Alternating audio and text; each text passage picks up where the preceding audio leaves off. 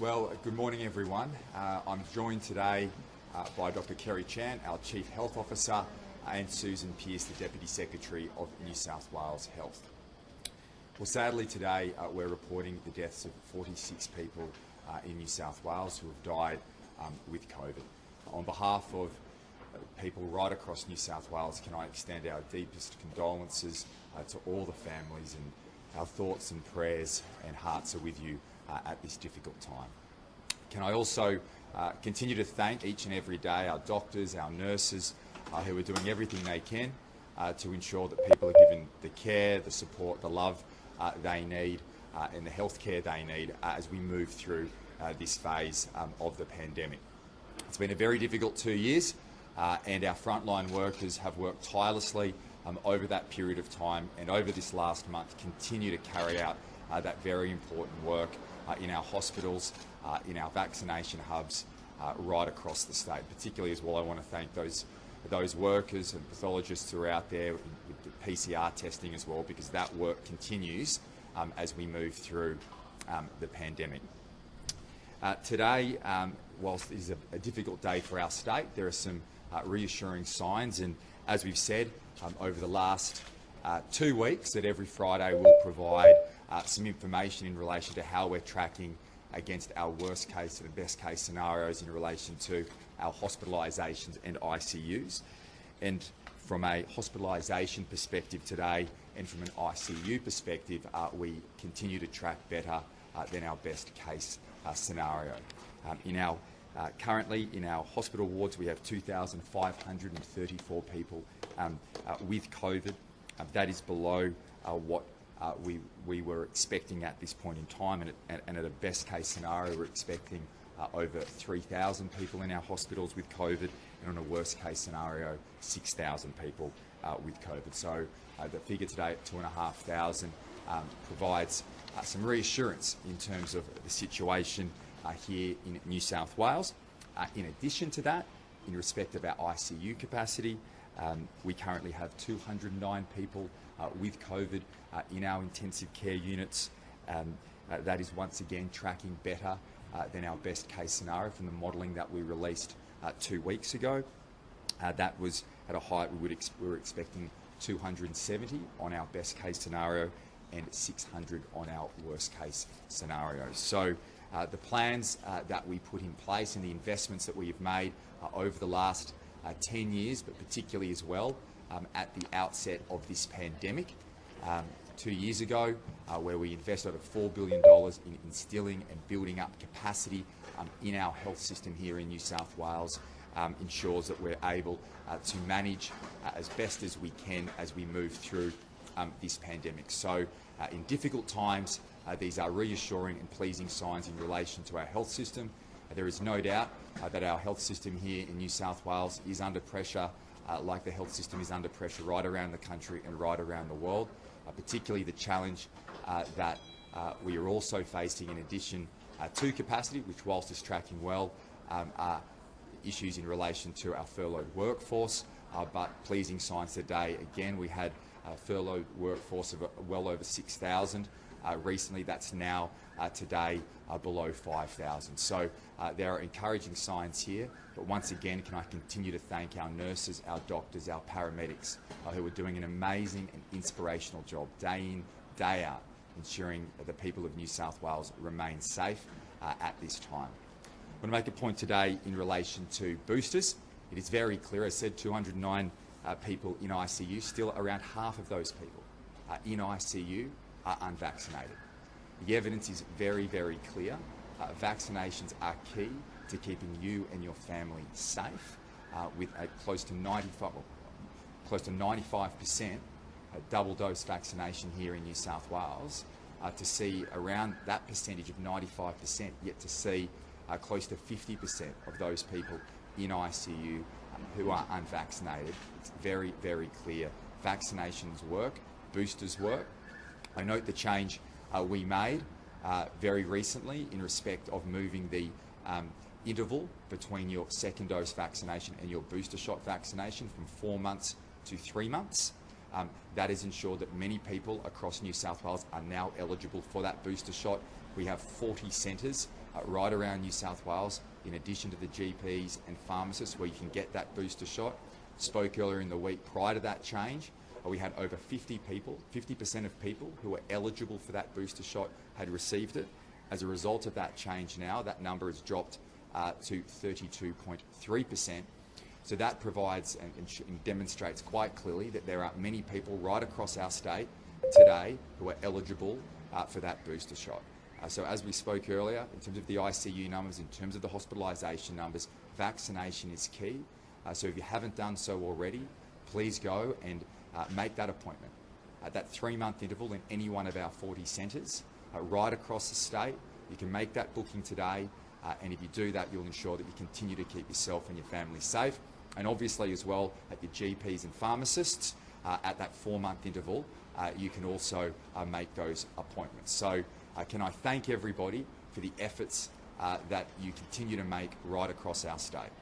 I know that it's been a difficult 2 years, that many people are tired and exhausted and anxious in relation to this global pandemic.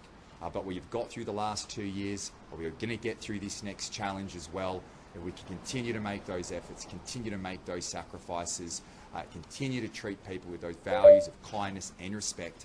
New South Wales will come through this stronger on the other side, just like we have over the last 2 years.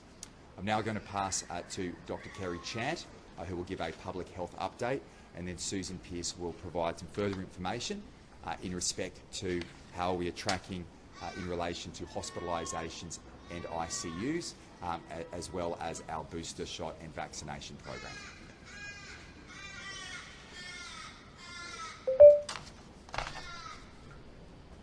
So currently there are 2,743 people in hospital, including 209 people in ICU, of whom 68 are ventilated and 8 are on a special treatment called ECMO.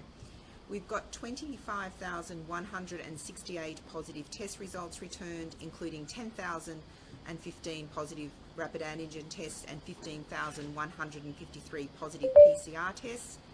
And of the 10,015 and 15 positive RAT tests, we've got 8,774 of these positive tests were from the previous 7 days. And the PCR tests, the 15,153 PCR tests, were returned from 88,113 PCR tests. Can I just thank the community for continuing to test and take that proactive action, as it is key as we move through this phase that we continue to have those high rates of testing, be it RAT testing or PCR testing, and that people continue to isolate and protect and reduce the community spread. It is pleasing to see that a variety of indicators demonstrate that the spread of COVID is slowing in the community. So as I said, one single indicator doesn't tell the whole picture. We look at the hospitalisations, the ICU, staff furloughing, staff absenteeism, the data from industry, our testing data, our case positivity. That all gives us a sense that the spread of COVID is slowing, and it is pleasing to see. And I want to thank the community and acknowledge the actions of everyone in contributing to that. However, we will still expect to see the high death numbers reported over the coming weeks, and I just wanted to take a moment to explain why that is the case. There is a significant lag between cases being identified to when we see them get hospitalised, and then also flow through, tragically, a small number into deaths. That is the cycle, and therefore in this outbreak, as in previous outbreaks, we expect to see a sort of lag of 2 to 3 weeks. So unfortunately, the death numbers will likely to remain high, but my message is that we can turn that around by boostering and getting that booster in with a real sense of urgency. So sadly, New South Wales Health is reporting the deaths of the 46 people with COVID, and I would like to express my condolences to their families for their loss.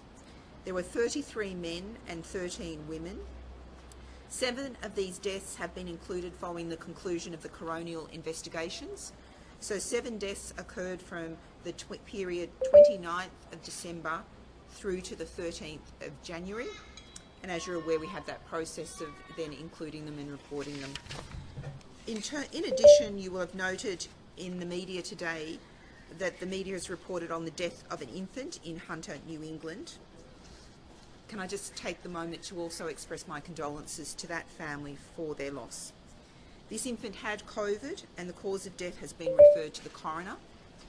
I have spoken with the family and the family are very keen for their privacy to be protected. You can imagine that this is one of the most difficult times a family could ever go through, and I just ask the media to really respect the privacy of this family.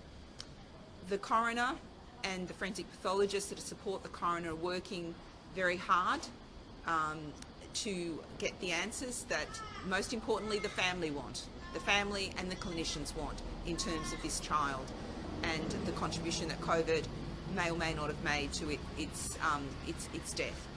Clearly there is a strong public interest in this, and we're very committed to making known the outcome of the coronial. But can I just be clear? Our priority will be that the process will be the coroner will inform the family. The family will have the time to talk to the clinicians about the implications of the findings, and then we will release it publicly, given the significant interest in this case. So if I now go to the 47 people who we are reporting who have died in this 24-hour reporting period, or as I said, those coronial investigations where the deaths related to the period 29th of December through to the 13th of January.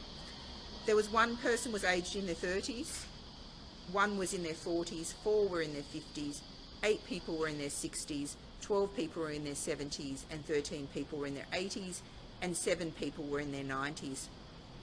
One person had received 3 doses of a COVID vaccine, 29 had received 2 doses, 2 people had received 1 dose, and 14 were not vaccinated. And of the 7 people who died under the age of 65, all were men. 2 had received 2 doses of a COVID vaccine, and 5 men were not vaccinated, including the men in their 30s and 40s. And both of the men who were vaccinated had significantly underlying health conditions, and 3 of the 5 men who were not vaccinated also had significant underlying health conditions, and 2, including the man in his 30s, did not. We had promised that we would on Fridays provide a little bit more of a data to when we say that underlying health conditions, to give the community more a sense of what that means, and we will regularly report this every Friday for the preceding week. So we have reviewed the deaths that were reported between the 15th and the 21st of January in those under 65 years of age. So in summary, there were 28 deaths in that period, 9 females and 19 males. 1 was in their 20s, 2 were in their 30s, 5 were in their 40s, 13 were in their 50s, and 7 were aged between 60 and 64 years. So of the 28 who died, 14 were not vaccinated with 2 doses. In reality, 13 were not vaccinated at all, and 1 had had 1 dose of a vaccine. 12 had had 2 doses, and only 2 had had 3 doses.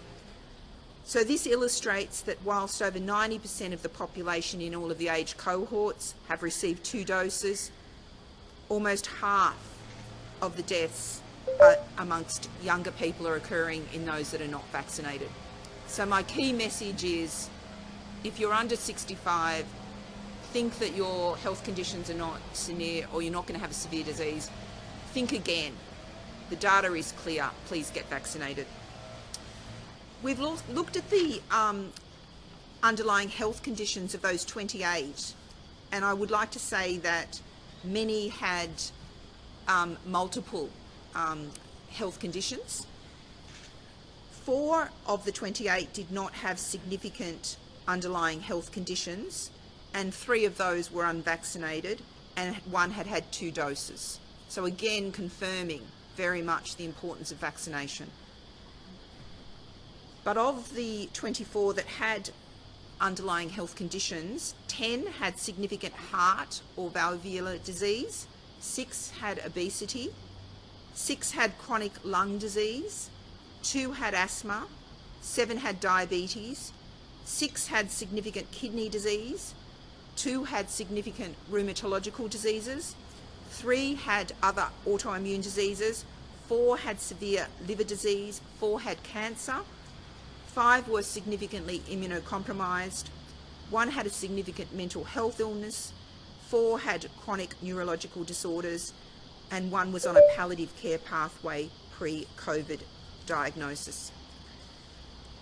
So my key message is this data and all available scientific evidence that I've seen, and new data emerges every day, confirms the critical importance of a booster dose and getting that booster quickly and promptly to afford the maximum protection against the Omicron. So my message today is please get boosted and reach out to anyone you know, your friends, family, colleagues, and support them getting vaccinated. It is critical, and do it as soon as possible.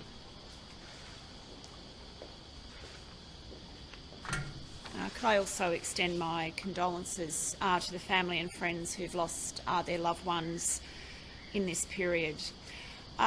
Dr. Chant has reiterated the importance of vaccination every time we attend these press conferences. It's pleasing to see we have seen a slight uptick in bookings for booster doses in our clinics, but we can do a lot more. We have created, despite the pressure that the health system is under presently, we have stretched ourselves to create as much capacity as possible in our clinics. So let's make this weekend the weekend that we all come out. If you haven't already and you're now eligible for that booster, please go and get one. We still have bookings available in our clinics, and we would love to see a huge roll-up this weekend to get vaccinated with that booster. It is pleasing to see the number of children 5 to 11 have increased again this week. As we've reported earlier, we're now doing more than 4,000 children in that age group a day. And very pleasingly, the 12 to 15-year-olds have also increased, and that bump up in that age group has been really pleasing to see.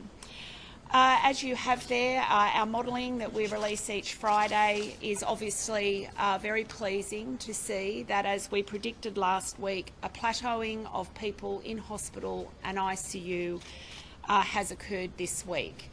We're obviously watching that data very closely and seeing particularly what the next few days bring to us. I would like to make the point, though, that those numbers, what they don't show you is the amount of work that is going on in our health system to deliver that result. Our health staff are performing the most amazing effort out there every single day of the week to deliver for this state, I think, what is truly an incredible result given the pressure that they've been under. We put a lot of plans in place in the lead up to this latest outbreak. As you know, we had to reimagine, redo things, rethink things, but we were ready as a system to deal with this surge. And what we've done, as we said, is worked with our private hospital colleagues. 2 weeks ago, we engaged with private hospitals here in New South Wales.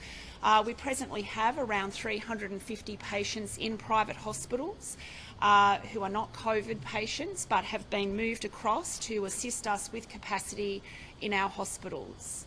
We also surged our virtual care centre within New South Wales Ambulance to be able to adequately care for people who were ringing that 000 line.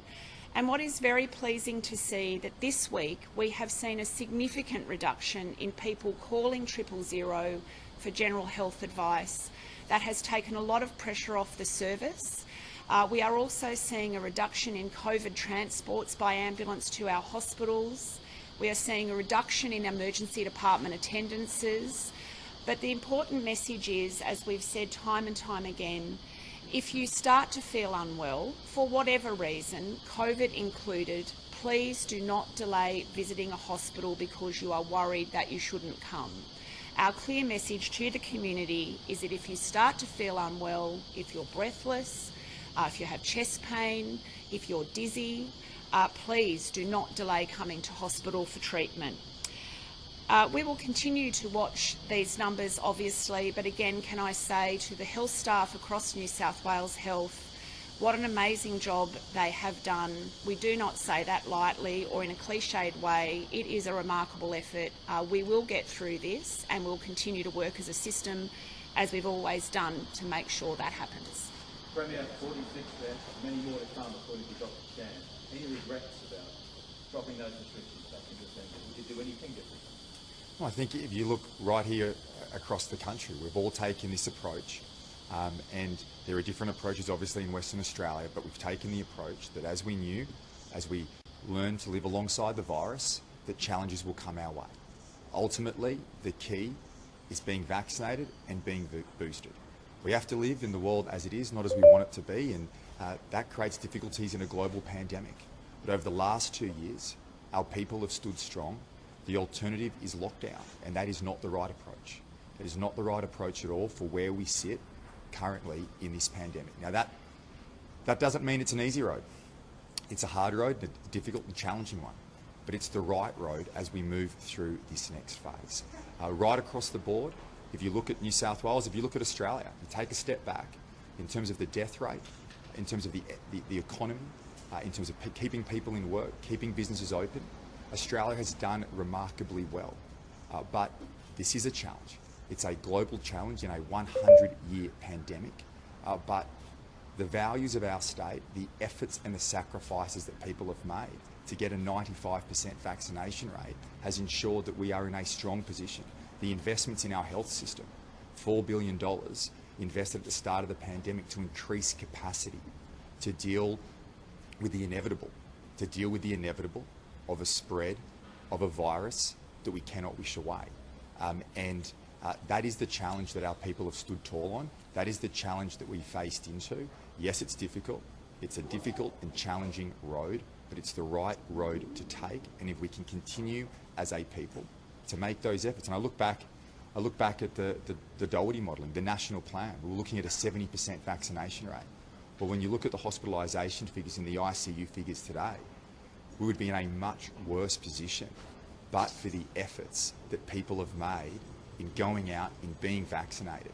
To have one of the highest vaccination rates in the world is testament to our people and ensured that we have the capacity in our health system to keep people safe and give them the love, care and support they need as we move through. Premier, with respect, we didn't do exactly what the other states did. We went further than the other states. Victoria left the mask mandate in place. We removed our mask mandate. Back to Chris's question, do you have any regrets? We actually had higher restrictions in place than Victoria. For 1 week, we moved from highly recommending masks to mandating masks. And the majority of people right across the state followed that recommendation, just like they're following the recommendation today to minimise household gatherings, to have most of the activities that you undergo outside rather than inside.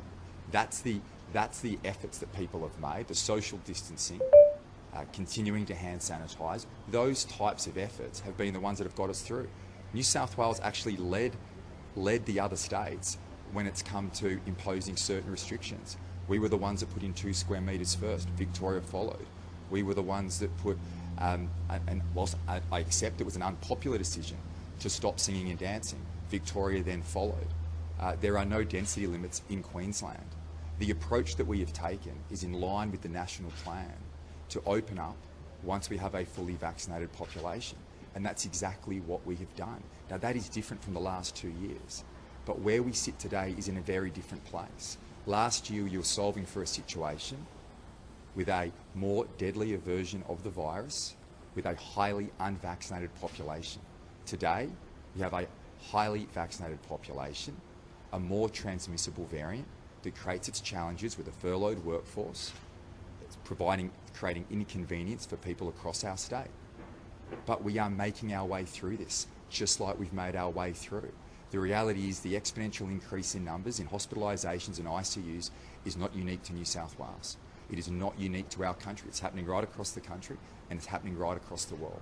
What we can do as a state is to be vaccinated, which is exactly what we're doing, to get boosted. The easy approach to stop transmission is to lock down. That's the wrong approach. It's the hard. This is the hard. This is the hard way. This is the hard way, and I accept that. And I accept that many people are anxious as we've gone through 2 years of this pandemic. Many people are anxious, but this is the road we have to take as a state and move through. It's the road we have to take as a country, just like they are all around the world. And the best protection is vaccination and booster shots, and that's exactly what we've done. There was more than 10,000 signatures for a pandemic payment of $6 per shift or a $5,000 one-off bonus to acknowledge the mental and physical toll of our nurses and paramedics. They say they're on the brink of collapse. Are we likely to see any sort of bonus or cap incentive to keep them going? I've certainly had discussions with the Treasurer in relation to those types of issues. We want to provide as much support as we can to our health workers. They have been the heroes of the pandemic. Our doctors, our nurses, our paramedics, and very shortly our teachers, who will ensure through their efforts, through their sacrifices, that we get kids back in the classroom on day one. So we will continue to look at providing as much support as we can to keep those heroes on the front line, to be able to continue the important and essential work they're doing day in, day out. So I understand there's that submission. We've discussed it with the Treasurer, and we'll look at that moving forward. When will we get an announcement on schools? The start of term is obviously rapidly approaching.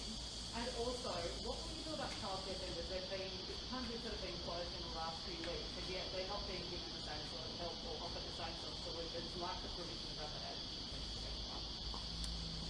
Okay, so we will be announcing the schools plan in the next few days. That was raised at National Cabinet yesterday.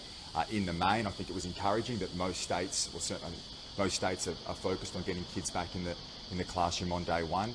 We are working very closely with the Victorian government and would expect to be announcing our plans in the coming days. We want to provide certainty to parents, to teachers, to children that schools will open term one, day one in a safe environment.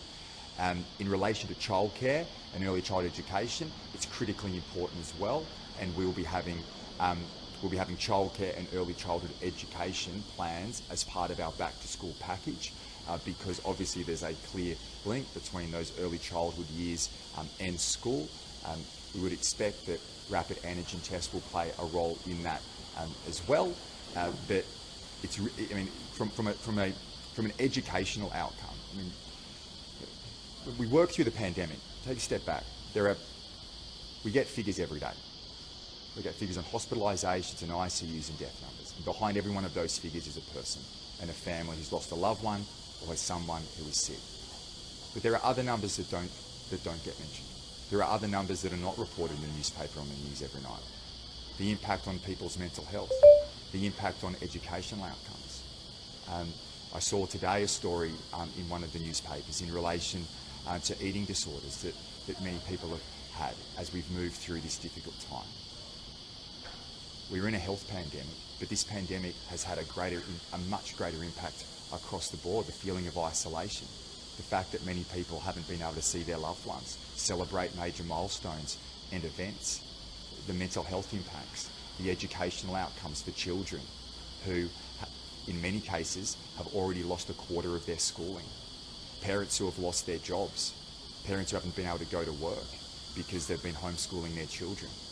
There are a myriad of issues that face a society during a pandemic, and the role of government is to look at all of those issues and weigh them up. And I can say with school going back, number one focus for me and for the government, it's incredibly important as we get back to the life that we love, as we return to normal. School plays a crucial role in that for kids and for parents. And we are completely committed to ensuring that occurs, completely committed as well to alleviating pressure on childcare and early childhood education. So importantly for a young child's early education, but also to create the capacity and the ability for parents to go back to work is fundamental. I've said before that the modelling that we've seen, that if schools weren't to go back, you'd take another 5% out of the workforce. That's people, men and women right across our state, who are unable to go to work, unable to get paid, provide for their families. That's the challenge we have to face into. Lockdowns don't achieve that. Lockdowns solve for one issue, that ensures the virus won't go away. The virus will come back. But what it does is it closes all the businesses. It ensures that people can't go to work. It isolates friends from family. And as we move through this, it will not be without as we continue to move through this and make our way through as a state, as a people, there will be difficulties. I completely expect, as we open schools, there will be difficulties like we had last year, where we had to close schools at various points in time. I see that as a last resort, but there will be difficulties. There will be difficulties with childcare and early childhood education, but we have to make our way through, and I believe that we will. And the plans that we will outline in the next few days, I believe, will demonstrate to the parents across our state, to teachers and to children, that those schools will be able to open in a safe way. It's crucial, it's essential, and we are completely committed to achieving that end. The Prime Minister says there's no strong evidence for surveillance testing over testing to stay in schools. So what was the first part? The Prime Minister said yesterday there's no strong evidence for surveillance testing. Can you explain why that's your preference? And are you going to mandate masks in classrooms? Well, I don't want to give a running commentary in relation to the school plan because I want to give certainty to teachers and parents, so we will release that in the coming days. But in respect of, obviously, you'd be aware, as it's been, and we've made very clear, that we expect rapid antigen tests to play a role. I understand the health's view in relation to that, but you're balancing a number of things here, the educational outcome and the health outcome, and we want to provide confidence to parents and to teachers. We're working closely with the Teachers Federation to provide comfort to teachers, and we want to provide comfort to parents. And as a parent, I know that many mums and dads across our state are anxious about the return to school, and therefore we want to provide as much confidence as possible. We don't see rapid antigen tests playing a long-term role. We see them playing a short-term role in instilling confidence in our parents and in our teachers to get kids back in the classroom on day one. In relation to the other matter, I won't give a running commentary on that. As I said, we'll release those plans in the next few days. We're obviously seeking alignment with the Victorian government in circumstances where we're in very similar positions of the pandemic. When can we expect non-urgent elective surgery to return and also specialist health staff to return to their normal roles? Susan. When we suspended the non-urgent surgery, we said we would review that in the middle of February. So that's still our intention. Obviously, it's highly dependent on what happens with respect to hospitalisations. So the next week or two will be critical in terms of making that decision. Clearly, as I said at the time, it is never the thing we want to do, to suspend surgery and make people wait for longer, but we've demonstrated before, after we've come through these waves, that we get back into it and do the best job we can to catch up as fast as we can. As soon as we can turn that back on, we absolutely will. I will make the point that for urgent surgery, and again during the Delta wave, 100% of urgent surgery was completed on time. And we continue to operate on people each and every day. And the other thing that we have kept going this time is day surgery procedures. So, there is a balance there, but we will absolutely be turning surgery back on as soon as we possibly can, but we just can't make a call on that yet. When can we expect to vaccinate teenagers, especially 16 and 17-year-olds? Do you mean with boost? Booster, yes. Yeah, so I understand that the booster regime for that age group is currently under consideration for 16 to 17-year-olds.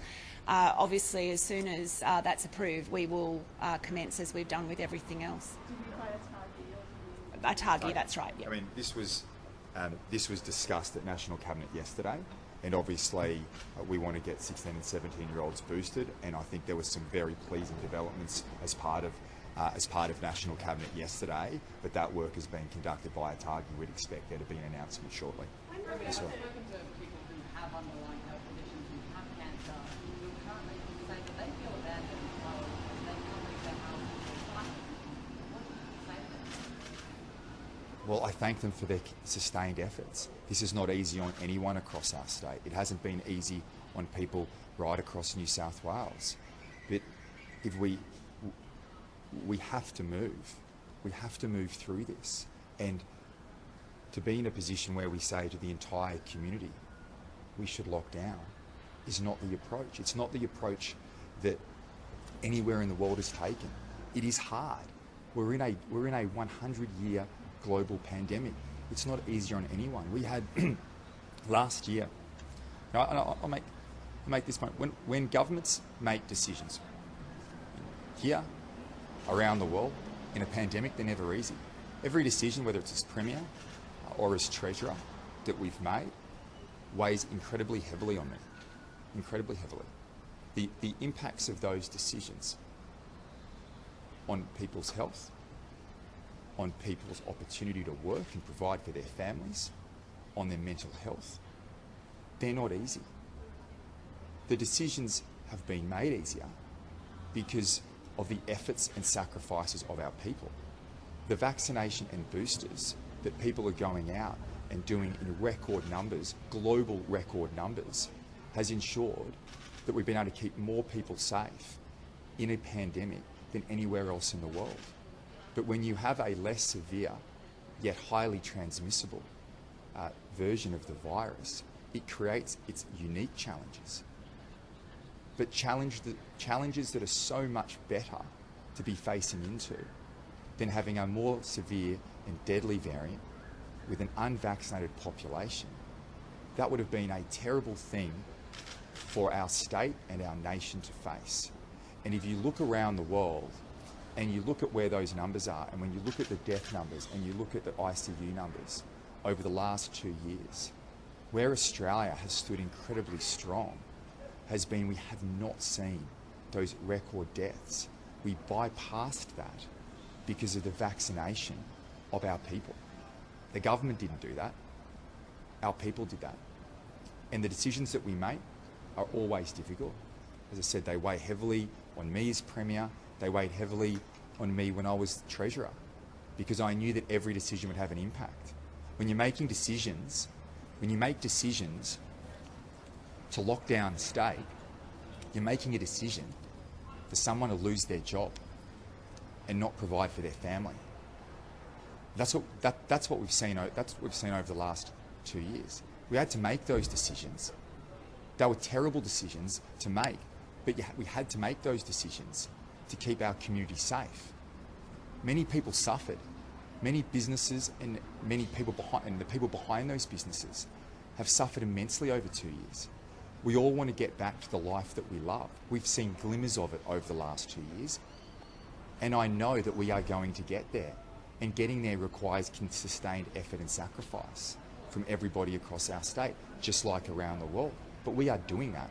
And together as a state, we continue that program. I said today, it's crucial. It's crucial to be on the news tonight. It's crucial. 32% of the eligible population have received the booster shot. 32%. There is capacity in the system. There is capacity in our hubs, 40 of them across the state. As Dr. Chant and Susan has pointed out, the evidence is clear.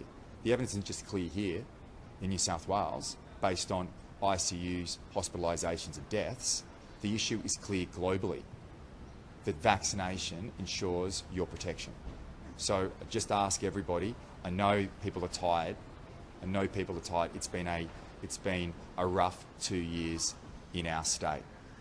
But we have to make this final effort. And if we do that, we will see as we come through this a strong bounce back in our state. We saw it, we've seen it, and I know people, the media, can be concerned at the height of the challenge. But this is a challenge that we must overcome, and we will. Just like we did over the last 2 outbreaks with Alpha and Delta. On both those 2 outbreaks, we came through. Our health system remains strong. Just like if you look at the pressure today, yes, we're under pressure, and our health teams are doing an inspiring job every day. The capacity, I look at other states, I look at the health system in other states, look at New South Wales, didn't just happen. You go into a pandemic, but if you lead into a pandemic with strength, both on a health system and an economic system, that sets you up for success. And that's what we saw. That's what we've seen in our health system here. 10 years as a government, record investments in public health, record investments in our hospitals. We are seeing the benefits in our capacity of that today that other jurisdictions do not have. Dr. Chant, can we ask a question just to follow up to that? It was 46 in... That's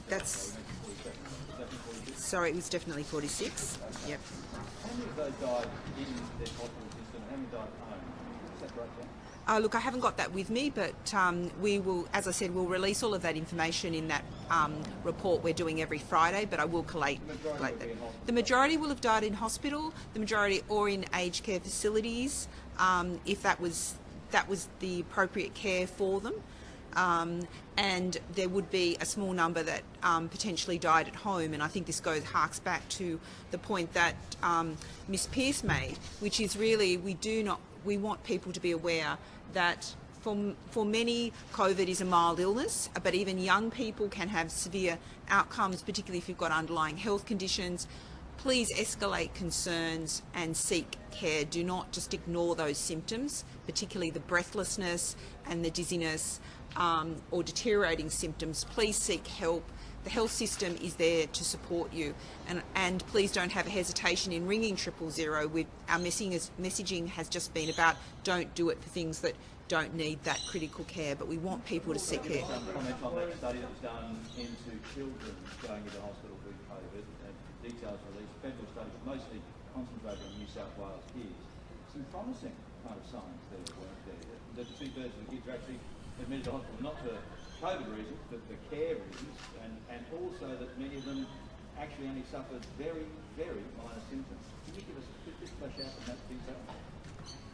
Certainly, and I suppose I believe we'll be having some spokespeople that will have a paediatric focus in upcoming press conferences, and I would get them to speak more eloquently about the data.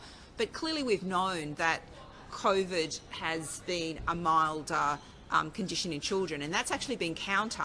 I remember right at the beginning where our traditional issue is that 0 to 5-year-olds often have severe respiratory illnesses associated with other respiratory viruses. So, for instance, every year we see children admitted for RSV, which is respiratory syncytial virus, or influenza, and we know that that can lead to hospitalisation. So there's always been a desire to really map this. We've set up a paediatric surveillance system where the clinicians across the nation have been working to look at this issue. And that's the outcome, that generally COVID is a mild condition. For those at home, there is a website at the National Centre for Immunisation Research which also summarises, and it's a parent-facing information. And I would urge parents to actually read that fact sheet and seek that information out, particularly with the return to school, so that they can actually have the best possible information. Your modelling has constantly been tracking ICU and hospital rates compared to, for example, London and Bhutan. How does the fatality rate from Omicron in New South Wales at the moment compare to those jurisdictions? And is 46 deaths a day sort of what you were expecting at this point of the pandemic as well? Look, that's a very complex epidemiological question that you've asked there. Clearly, that's going to be where we do more in-depth analysis and in our reports, subsequently. And we've got a number of academic partners that we're working with, which will answer all of those questions. But what we're seeing is consistent with what I've said. People that are elderly and over 65 are at risk of severe outcomes. Boosting is the one single thing that population can do. I've mentioned that there will also be, I think that was announced yesterday following National Cabinet, the fact that we'll have antivirals, and that's another tool that we can use to support people who are at risk of severe disease. And then I've indicated obviously those chronic health conditions, particularly affecting the heart, lung, liver, kidneys, obviously diabetes, and other conditions that lower your immune defences, be it medication or an underlying health condition. How many people are in hospital with COVID that aren't there for that reason? Look, that's a really difficult question, and I don't know that we will absolutely be able to tell that. And why it's complicated is if someone has a fall at home, they've had COVID, and they've felt a bit dizzy when they've stood up, do you count that as an admission linked to COVID, or is it because they had a fall and would have fallen? So these are very complex issues. We are doing some enhanced surveillance in our intensive care units because it's a smaller, more controlled environment, and we are collecting information on what proportion are there with COVID or not with COVID. As you know, because of our sensitive tests, it's likely that we're going to be able to pick up COVID, which may not be contributing, so people may be admitted for things like incidentally motor vehicle accidents, other acute poisonings and other episodes in intensive care. So we are collecting that data, and we look at that and take that into account in our thinking. Oh look, I think we've been very open with data, but can I just say we've got to prioritise our data collections to the things that are really important. We're looking at that data, but I think we've been very transparent, and when we get the data... 209 people in ICU with flu. 209 people with ICU and flu. Have you seen that many with flu before? No, I don't think so, but the issue with flu is it's been a long time since we... I think if we go back to 2009, which was the pandemic, I remember that quite vividly, and I think what was really interesting in that time was because the strain of flu had been prevalent earlier, we actually saw absolute sparing of elderly. So one of the probably positive features out of the 2009 was that we actually saw sparing of the elderly, and obviously there's more risk of elderly coming in, but our ICUs were very busy during that pandemic associated with swine flu 2009, and that flu variant has now become every year the variant we see in the mix of flu.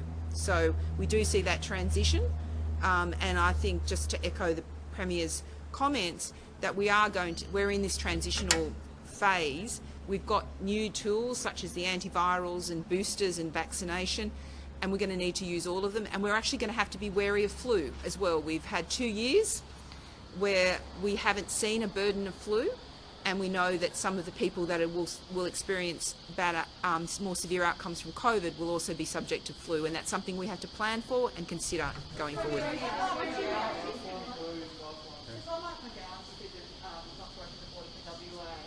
Do you understand why he made that as a particular state? Is that the right one for the rest of Australia? It's not your own, going your own way? We're not going our own way in New South Wales. We are following the national plan with every other state around the eastern seaboard. This view is false that is being perpetrated, that somehow New South Wales is taking a different approach. New South Wales is taking the national approach, just like Victoria and just like Queensland. Well, I don't think it's helpful for other premiers to be providing commentary or opinions in relation to the decisions that other state premiers make.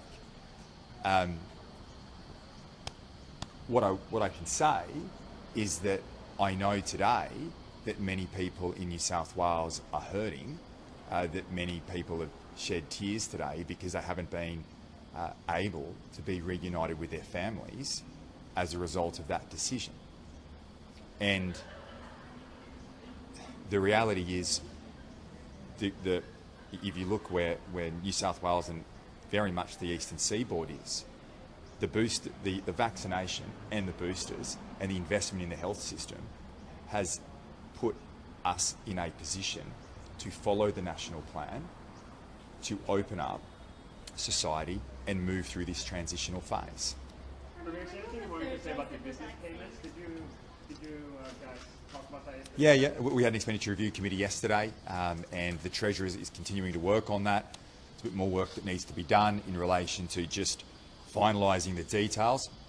We want to make sure, we've said the entire time, and I know exactly what the Treasurer is going through because I went through it for the last 2 years.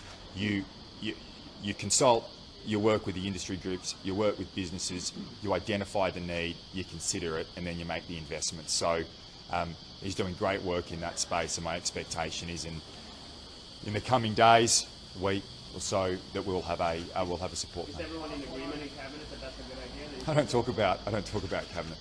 Cabinet. You mentioned that most of the vaccine will be coming in through those industries that require Yeah. it. When will they have deadlines for when that will be? I'll work with the Health Minister in relation to that. Obviously, there's discussions with the unions in respect of those frontline workers, and we'll work through it. But ultimately, we've said as a state, I mean, obviously in certain areas we've mandated vaccination. The government's made those decisions, but let's focus on the main position here, and that is what is clear. It could not have been clearer today. It could not have been clearer from the information provided by Dr. Chant, the information provided by Susan Pearce, the information that is very clear in the evidence globally, that getting vaccinated and getting boosted ensures that you look after yourself and your health care. And today we are in a position in our state where everyone's made that effort for the last 2 years in extraordinary numbers. We need to get the boosters done as quickly as possible. It's a call to arms, literally. This is what we need to do here in our state as we move through.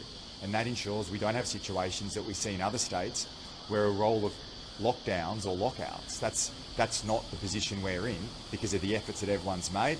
We just got to keep going. Thanks.